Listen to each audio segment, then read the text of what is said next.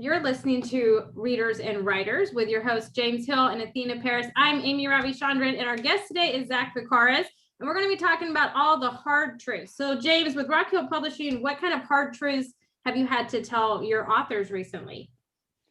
Well, first off, the hardest truth to tell anybody is that success is a long road and it is different for everybody. So, what some writers think about as success is just getting their book published. They just want to see their name in print. So, that becomes their idea of success.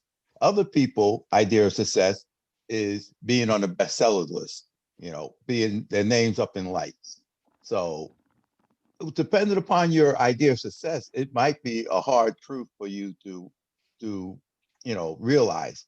And for most people, most writers really do want their names up in light. They do want their people to read their writing, and therefore they have to realize it's a long road to that kind of success, and that's a hard thing to tell people. But everybody hears about people after they have become a success. They hear about the J.K. Rowling and the Stephen King and all that kind of stuff. And when they hear about them, they don't really hear about the struggle. They don't hear how long they was writing, how many books they wrote before that one big book came out and it became a household name. Like the saying goes, everybody's an overnight success in 10 years. So, it's that kind of thing that new authors don't realize. And that's because society doesn't give them that truth. Society gives you the idea that the day you made it, they don't look at all the stuff that you had to do to make it. And some of the things that came from my past life and my past year, not that I've been born before and living again. I coach my kids in football, and every little kid playing football, they're 10 years old, whatever, they want to be an NFL player. They want to be in the NFL. And I tell them at the age of 10, this is when the NFL players started doing it. The practices, the playing, all that kind of stuff. If you look at any NFL player today, he'll tell you he started in Pop Warner. He started in the playground football leagues and stuff like that. And then I have to tell them, and there's only very few people who become an NFL player out of the thousands and thousands of people who are good Mm-hmm. and are become excellent players. They go through college. They're good players, but there's very few spots open. Now the difference with writers is there's lots of spots open. It's a wide open field, but being that it's so wide open, it's so hard to rise to the top. Right. It's hard to get like seen through the noise, and not a lot of people kind of share their struggle and how they really had to, grind and get out there and market their book, and their publisher market their book and everything to kind of help build them. And so I think that's great that you're telling, all of your, because I know Rock Hill likes to work with primarily new authors and kind of bring them down to a realistic view of what it's like to be an author, right? It's a grind every day. So, I mean, Athena, I know that you're the editor for Rock Hill Publishing. So, what kind of hard truths? I can only imagine being an editor, you kind of got to break the news like, hey, we need to split your book, or you really have a lot of changes to do. So, what are some of the hard truths that you kind of have to give away? So many of the hard truths that I see on my side is that, firstly, being a writer is a lonely job. You have to dig deep into yourself to make things fit and come across as realistic. Even when you're writing fantasy and sci-fi and all those things, you have to tell the truth in your fantasies and science fictions, because the point of writing is either social commentary, entertainment, or education, whatever you're trying to tell people, and you're trying to share a part of yourself. So that is on the outside part. Now, on the actual book building, you need to tell the writer you are using incorrect grammar, you have very long sentences. you are all over the place. Your plot is not following itself. You are changing things midway. You meant to go left and suddenly you veered off and you took a back turn, you know, to the right, and all kinds of things.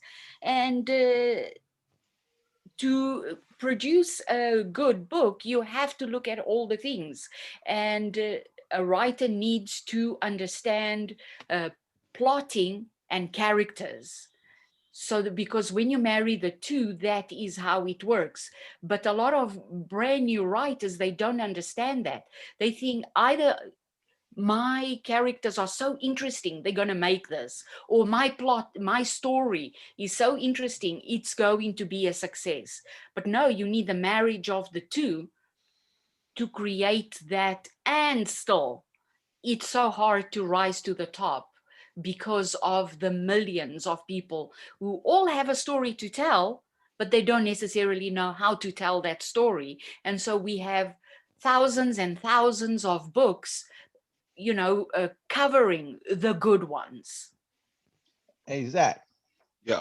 you're coming up on a year with Rock Hill Publishing, and we published your first book. And when I heard the story and everything, I really loved the story that you were telling.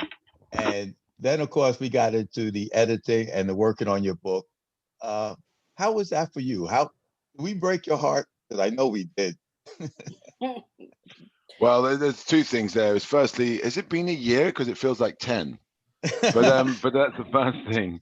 And the second thing is you can't break something if I don't have it. So I'm trying to come off as a hard guy. I think actually no, I'm not a hard guy. I'm just sort of I'm a pragmatist, not an artist. That's and true. I think that and I also, the one thing is, I think compared to a lot of the people that you've dealt with, I never thought of myself as a writer. I never thought of this was an accidental thing that happened that I then realized that I've been writing all my life, but I didn't realize I was doing it. That's one of the things I had to convince you of. I had to convince you that you were a writer. Yeah. I'm a bit like Happy Gilmore. I still think I'm a hockey player, you know? Well, what kind of book have you written? Like, what's the title of your book and what kind of genre is it? Well, this one book that we've got published is the title. It's called the Vavelis Chronicles, and the part one is the Crescent and the Cross. The second one, Roxana's Revenge, is in editing now as we speak, and my heart is now being broken because I've developed the heart of an artist. No, but and it's and the region, the genre is historical fiction. But really what it's about me telling the story of my people, for want of a better term. And it's about telling the story of my family from Crete and my family from Greece. Well, Crete is Greece, but it's like the Texas of Greece, I suppose. It's my family from Greece and how we have a long history of being associated with the Greek people in a number of ways. And I thought about what the story, what it centers around. Well, it centers around two brothers, and it centers around. This is book one. Book two develops into, it centers around a mother and daughter in book two. So they're different centers, but it, in essence, centers around this family, the Vavelis family. But book one is about two brothers who start off as friends, and they both fall for the same girl. And the three of these people determine the fate of two societies, both the Byzantine Greeks and the Ottoman Turks. And it's set in the 1450s. Right, around the fall of Constantinople. Yeah. Yeah. But the thing that's really it's about choices. It's about the fact is that most people are not born inherently good or born inherently bad, but it's the choices that they make that they become who they become. I mean, look, Michael Corleone at the beginning of The Godfather is a great guy. He's a war hero who disavows his family, and he doesn't want to be part of that. He's a war hero. He's just fought, he's done everything. And by the end of it, he's killing his brother, all to protect the family. So he starts off being a good guy, but the choices he makes, he becomes one of the most evil men. Anakin Skywalker's another one, and then although he's really badass as Darth Vader, but still, the fact is that he becomes a bad guy, right? But he starts off as just this kid, And so the choices that we make determine who we are. So in other words, nothing is purely set in stone. And that's what the story's about. And when I originally wrote it, I wrote it because I wanted to tell a very interesting story about, you know, how my family were involved in the siege and we survived, and we basically never surrendered, etc., etc. But what I really realized was I was writing about the choices that people make in their lives. And I was actually, without realizing it, was writing the choices that I've made, that my people close around me have made in their lives, and where they've gone in their lives subsequently. So, you know, and back to what you were saying as well, James, about anything that's easily won is very often easily lost. Right. Yes. And And that's so, why I had to tell you that, Zach, you are an author, because that is the heart and nature of being an author. That you write about, you tell a story, but those stories is usually about people. And a lot of time people always say, you know, you can see the writer in the story. We can't help ourselves. We put ourselves into our characters, and we reveal sometimes a lot more than what we want to about ourselves by the stories that we tell. And that's why I kept telling you for the past year or so, and even before that, while you were working on the book, you are an author. You are a writer. You may not see yourself as one yet, but you definitely are one. I'm not a golfer, I'm a hockey player, as Happy Gilmore says. You know, it's thank you for that. It's actually very interesting, because what happened was I'd always talked about this story, and I even remember when I came up with the plot. I was flying from Europe to America to go to a party, of all things, actually. I was flying to a party, and I was thinking, how am I going to tell this story without it being a dry history lesson? What am I going to do? What am I going to do? How do I work this out? And at the time, I was going through an interesting dynamic of a love triangle, and I thought, right, that's what I do. That's the hook. That's what I'll do. And I wrote this out. Now the characters aren't me, and they're not the other people, but ironically, it's funny how that's what created it. And I thought, well, now it's interesting. So rather than it telling a story about that these people came here and they tried to take this, you're getting this whole essence about why people do what they do, why so and so's jealous about this, or why did he get the girl and she didn't get the girl, or why did the girl choose him and not choose her, or why did the guy choose whatever the reasons are, whatever happens.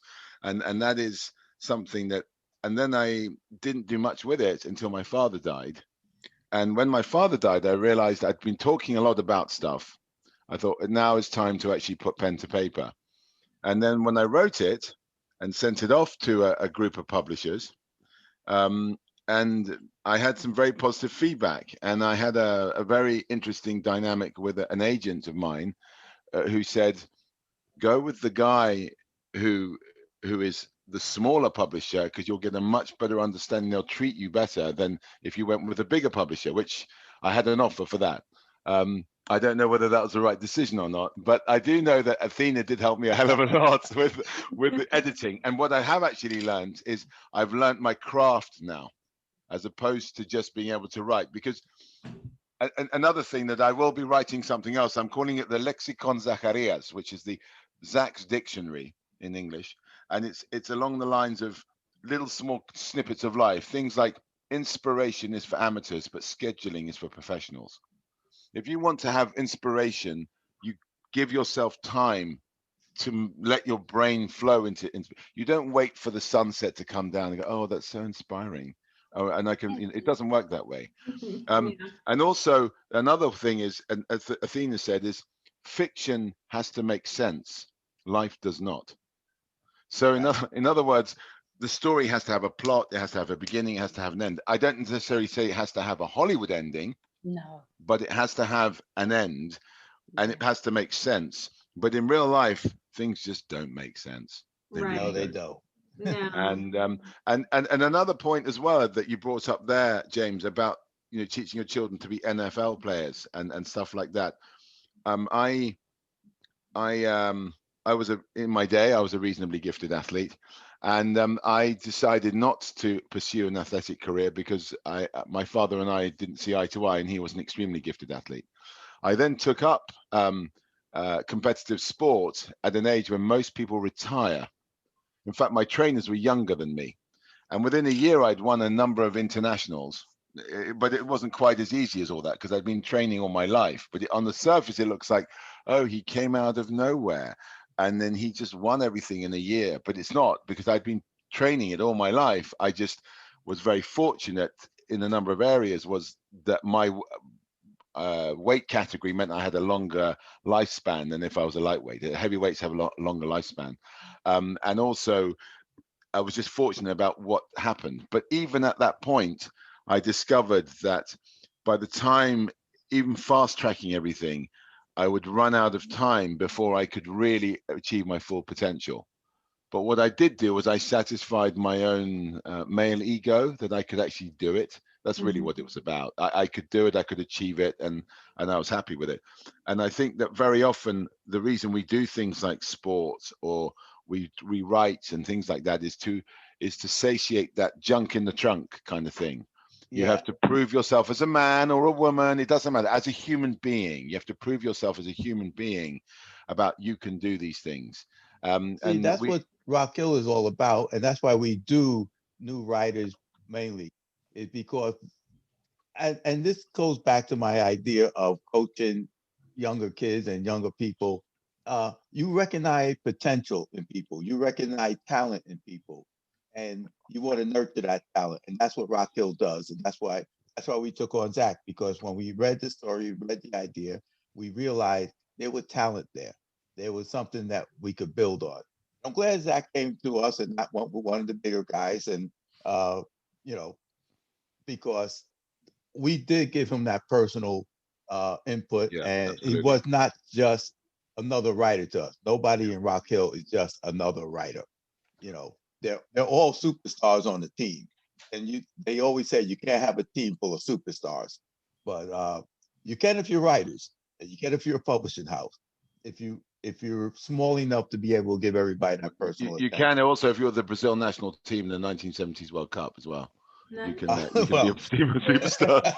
See, and I love that about Rock Hill is it's not, you know, like a traditional publisher. Some of them, it's like a revolving door with their writers, but Rock Hill, it's, you know, they want each one of their writers to be their own superstar and their light to shine, which I thoroughly love. I love working with Rock Hill and your team and everything like that. We are running out of time, but Zack, I do have a quick question for you, you know, to kind of wrap up. And that's, I know Rock Hill is all about kind of giving you the upfront hard truth and, hey, this is going to be an uphill battle and, you know, everything like that. But what is one of the like hard truths that they gave you that you're just so grateful that they did and kind of brought you down to what it's really going to be like to be a writer?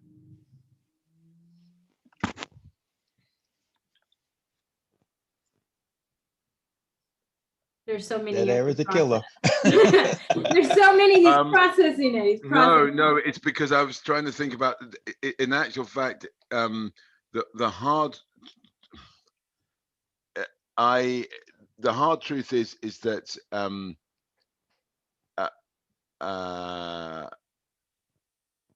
it wasn't so much about the writing per se, although Athena's help with the editing was very good, but I wasn't very wedded to a lot of things. So in actual fact, that it wasn't really an issue for my ego. What was interesting was the hard truth was about that they confirmed that you know, you have to, it's a grind, that life is a grind, right? You know, it's not about inspiration, it's about perspiration. It really is. And so it was a confirmation. But I think what I really learned from Rock Hill is how there is an industry behind this, and this industry will chew you up and spit you out and treat you like nothing. You have to, but you don't hate the player, you hate the game. You know, you have to really understand that. So I think that's what I learned from with Rock Hill. But also I also learned the really thing that I did find was, and I think had I been in a bigger publishing house, I wouldn't have understood this so easily, is that there, you have to have content. You can't just have one book. Unless you're Margaret Mitchell and you wrote Gone with the Wind and you got lucky, no one else does that. No Right. one else does that, right? Everyone else, they write a bunch of them or they do this. And also the other thing I learned is that I think that to make my story more accessible, this is the thing I really have learned from these guys, to make my story more accessible to people, I've had to shorten the stories. I've had to make them more and it's not simplistic, but I've had to make them more accessible, because obviously writing a period piece, you have certain language issues that you have to come across. But I've realized that making it 4 smaller stories as opposed to 2 very big novels is a much more accessible way to get your story out. And at the end of the day, for whatever we talk about, yes, we all have egos, and yes, we all want to have our name up in billboards. And anyone tells you otherwise is lying. I will say so. I got my name up on a billboard, and I went all the way up to New York. I've been on the billboard. I've been on the red carpet, and it's fun. And I don't care what anyone says, it's fun. Nice. I love that. Well, ending on that note, on billboards and everything like that, make sure you join us next week on Readers and Writers, because we're talking about marketing, when to start it, the good, the bad, everything that's involved with marketing your book. So make sure that you tune in next Tuesday night.